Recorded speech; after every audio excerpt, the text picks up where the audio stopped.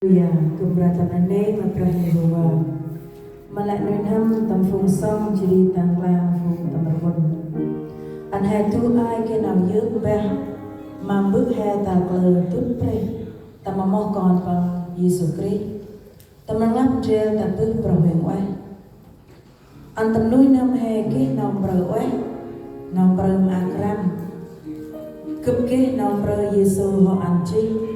A ching nam pro hai mam pro nar a hai pro trong ngoài trong per hai lu chỉ để lợn pro tay tập trong pe pro sân chít nam brào.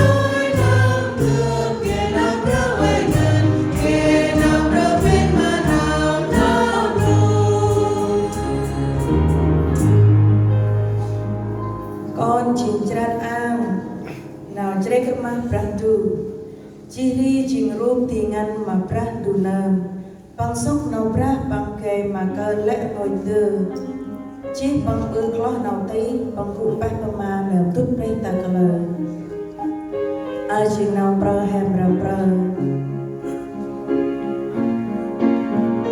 bu quan prah ha jing